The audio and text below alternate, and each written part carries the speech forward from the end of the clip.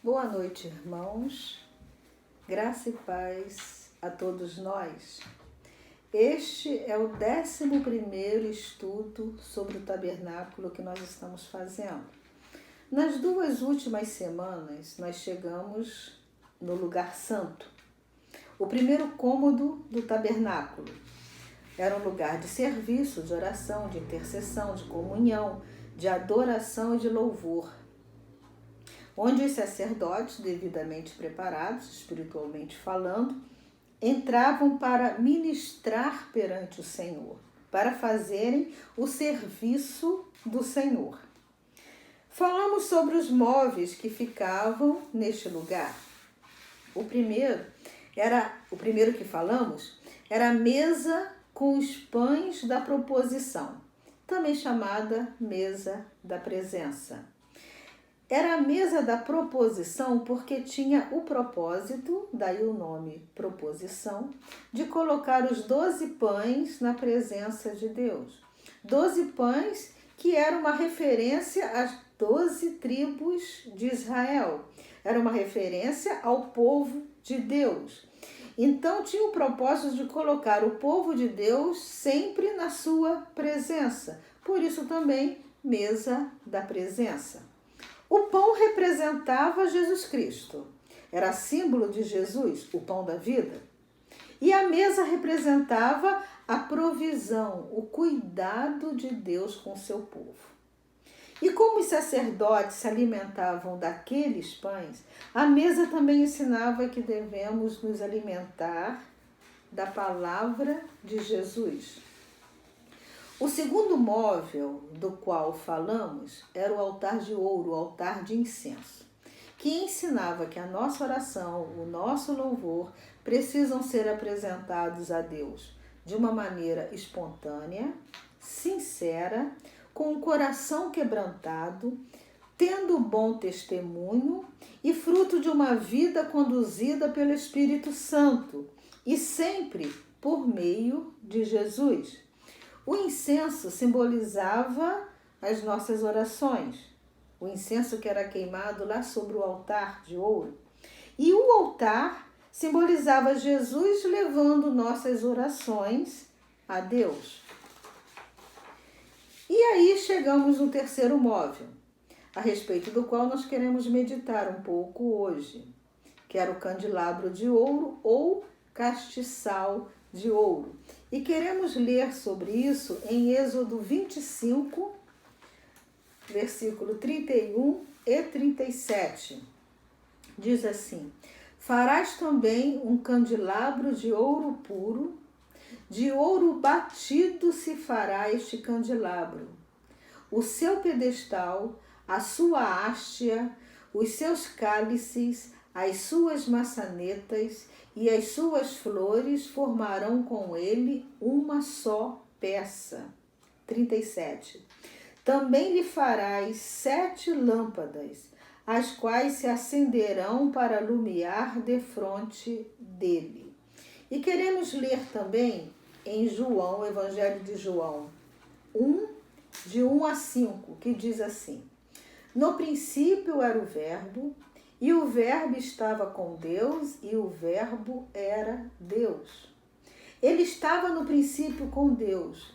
Todas as coisas foram feitas por intermédio dele, e sem ele, nada do que foi feito se fez. A vida estava nele, e a vida era a luz dos homens. A luz resplandece nas trevas, e as trevas não prevaleceram contra ela. Como nós falamos, queremos meditar hoje sobre o castiçal de ouro, ou candelabro. Ele era formado por uma coluna vertical, central, que o sustentava. Dessa coluna, saíam 3 braços de cada lado, com 6 lâmpadas, uma em cada braço.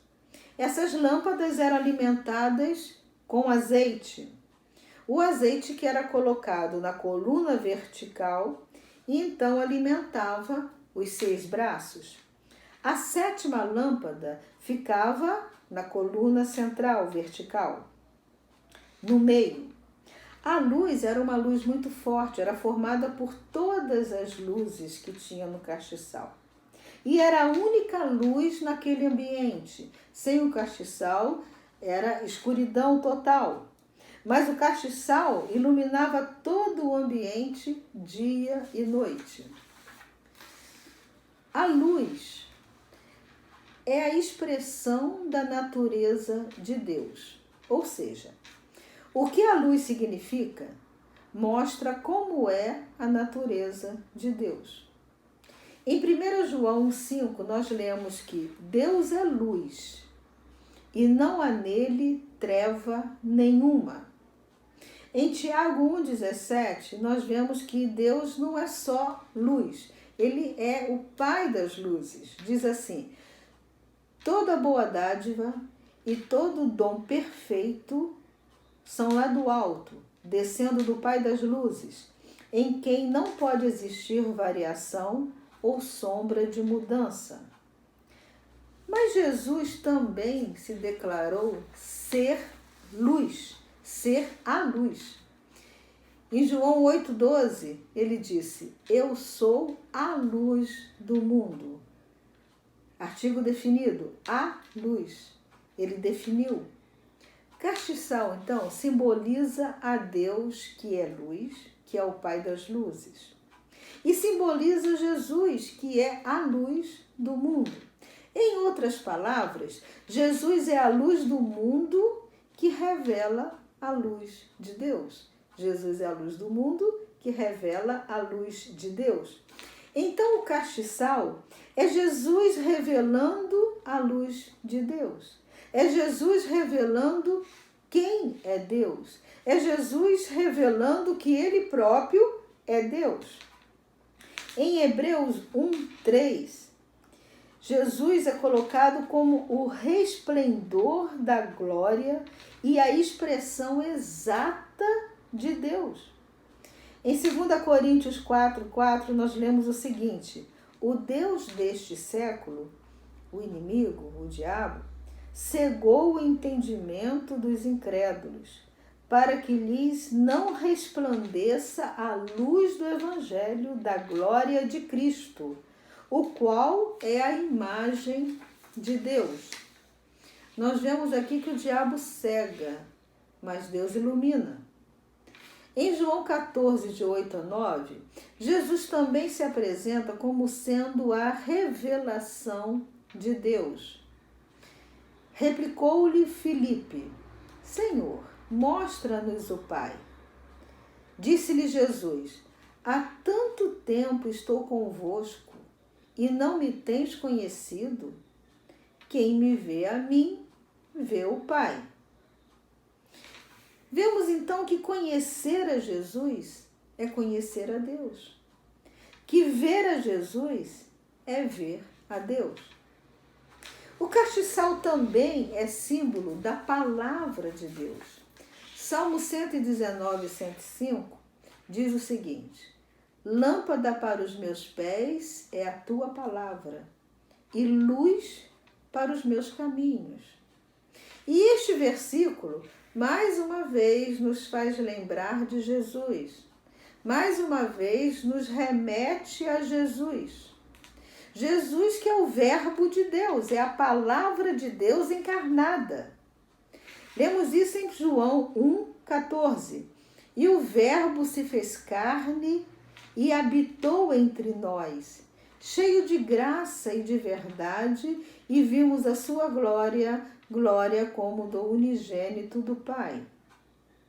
Então, lâmpada para os meus pés é Jesus, luz para os meus caminhos é Jesus.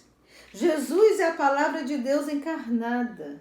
Jesus é a palavra de Deus que nos guia, que nos ensina, que nos ilumina, que nos conduz. Interessante é que Jesus também disse a seus discípulos que eles deveriam ser luz. Lá em Mateus 5,14 nós lemos Jesus falando aos seus discípulos: vós sois a luz do mundo. A questão é que, como cristãos autênticos, nós devemos refletir a luz de Cristo. Devemos refletir o viver de Cristo na nossa vida. Vemos em Filipenses 2, de 15 a 16, Paulo orientando a respeito do crescimento espiritual dos cristãos. E nesse texto ele diz que a igreja de Jesus deve iluminar o ambiente deste mundo cruel e que vive em trevas, este mundo no qual vivemos. Diz assim o texto de Filipenses: para que vos torneis irrepreensíveis e sinceros, filhos de Deus inculpáveis, no meio de uma geração pervertida e corrupta, no qual resplandeceis como luzeiro no mundo, preservando a palavra da vida. Então, como igreja de Jesus, nós somos luzeiros de Cristo neste mundo. A igreja, ela tem o ministério de levar a palavra de Deus, de ensinar a palavra de Deus ao mundo, com palavras, com testemunho. Esta palavra que é luz e que pode iluminar o caminho deste mundo que vive nas trevas. O combustível do castiçal era o azeite. E na Bíblia, azeite é símbolo do Espírito Santo. No castiçal, Jesus e Deus são representados pela luz que brilhava. E o Espírito Santo era representado pelo azeite que alimentava o castiçal, que fazia com que as luzes ficassem acesas. O azeite era colocado na coluna central, que era a oca, e que alimentava os braços do castiçal. Os braços não tinham luz própria, já que eram alimentados pelo azeite que vinha da coluna central do castiçal. E o que isso vem a nos ensinar? A coluna principal, no meio, lembra Jesus, que é o centro da nossa vida, que é o centro de todas as coisas, que é fonte da vida. E nós, a sua igreja, os seus ramos, os braços do castiçal, projetamos a sua luz por meio do Espírito Santo que age em nós. E podemos comparar o ensino do castiçal com o ensino da videira, lá de João 15. Jesus diz assim: eu sou a videira, vós os ramos. Quem permanece em mim e eu nele, esse dá muito fruto, porque sem mim nada podeis fazer. Então, assim como os braços do castiçal eram sustentados e alimentados pelo pedestal, pela coluna central, nós, os ramos da videira, somos sustentados e alimentados pelo caule da videira, que é Jesus. Nesse texto de João 15, lá no versículo 4, nós lemos o seguinte: Jesus falando: permanecei em mim, e eu permanecerei em vós. Como não pode o ramo produzir fruto de si mesmo, se não permanecer na videira, assim nem vós o podeis dar, se não permanecerdes em mim. Para produzirmos frutos, nós precisamos estar ligados à videira, que é Jesus. Para sermos luz, nós precisamos estar ligados ao castiçal, que é Jesus. E ele vai agir em nós. Ele vai ser bênção em nós. Deus vai agir e ser bênção por meio de nós. Ele vai brilhar em nós por meio do seu Santo Espírito. Em Efésios 5, de 8 a 11, nós lemos o seguinte: outrora, ou seja, antes de conhecermos a Jesus, ereis trevas, porém agora sois luz no Senhor. Andai como filhos da luz, porque o fruto da luz consiste em toda bondade e justiça e verdade, provando sempre o que é agradável ao Senhor. E não sejais cúmplices nas obras infrutíferas das trevas, antes, porém, reprovai-as. Uma outra característica do castiçal, com todos os seus adornos, as flores, os frutos que eram esculpidos nele, era que ele era feito de uma peça só. E ele foi esculpido com marteladas. O que isso nos faz lembrar? Que Jesus foi ferido e martelado pelos nossos pecados. Pouco antes de Jesus ser preso para ser crucificado, ele foi para um lugar, para um jardim, orar. E ali o seu sofrimento foi muito grande, porque ele sabia o que vinha pela frente. Ele sabia o que ia sofrer por nossa causa, no nosso lugar. E nos diz a palavra que o seu sofrimento foi tão intenso que ele suou sangue.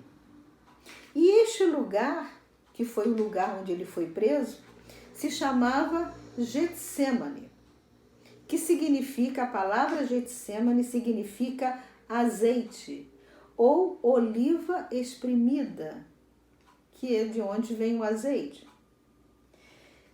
Não foi por acaso que Jesus estava num lugar com esse nome, porque Jesus ali, ele foi espremido, ele foi esmagado no nosso lugar. Começou ali no Getsemane, foi até o Calvário.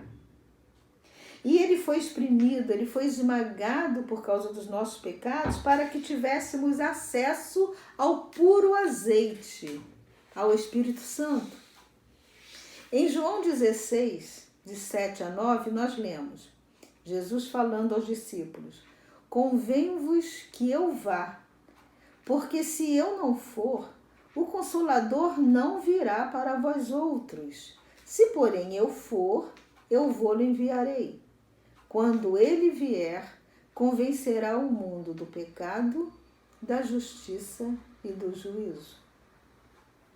Uma outra questão interessante e importante era que, de vez em quando, os sacerdotes tinham que limpar as impurezas que iam se formando, que iam juntando no lugar onde saía o fogo, por causa das cinzas. Se isso não fosse feito, a luz ia ficando ofuscada, ia sumindo até se apagar. Para que a luz de Cristo brilhe em nós, é preciso tirar a sujeira, as impurezas, o pecado, que às vezes vai ficando acumulado ali na nossa vida e vai apagando a nossa luz. A luz de Cristo que deveria brilhar com toda a força no nosso viver. Um outro ensino é que o castiçal ou candelabro, por ser de ouro puro e por causa da sua luz, representava a Deus. Representava também a Jesus, a glória de Deus encarnada, como já falamos, e representava o Espírito Santo, por causa do azeite, por meio de quem Deus age em nós. Isso nos lembra a Trindade. O fato dele ser feito, do castiçal ser feito de uma peça única, representando os três, faz lembrar a Trindade. Terminando, no lugar santo, o lugar santo era um lugar de serviço, de louvor, de oração, como já falamos. Então entendemos que todo serviço, todo louvor, toda adoração, toda oração eram realizados diante da luz do castiçal. Tudo isso era realizado, todo esse serviço era realizado diante de Deus. O que isso vem nos ensinar? Que se existimos para o louvor da glória de Deus, como diz a palavra, que se fomos chamados para o seu serviço, nós precisamos viver na sua luz. Precisamos viver na luz de Cristo. Que Deus nos abençoe. E eu gostaria de terminar esta palavra lendo um texto de Provérbios 4. Provérbios 4, de 18 a 22, que diz assim: Mas a vereda dos justos é como a luz da aurora, que vai brilhando mais e mais até ser dia perfeito. O caminho dos perversos é como a escuridão, nem sabem eles em que tropeçam. Filho meu, atenta para as minhas palavras. Aos meus ensinamentos, inclina os ouvidos. Não os deixes apartar-se dos teus olhos. Guarda-os no mais íntimo do teu coração, porque são vida para quem os acha e saúde para o seu corpo. Que Deus nos abençoe. Vamos orar? Senhor Deus, que o Teu Santo Espírito possa estar trabalhando na nossa vida, possa agir em nós de forma que possamos brilhar diante do mundo com a luz de Jesus Cristo, refletindo a luz de Jesus Cristo. Em nome de Jesus. Amém.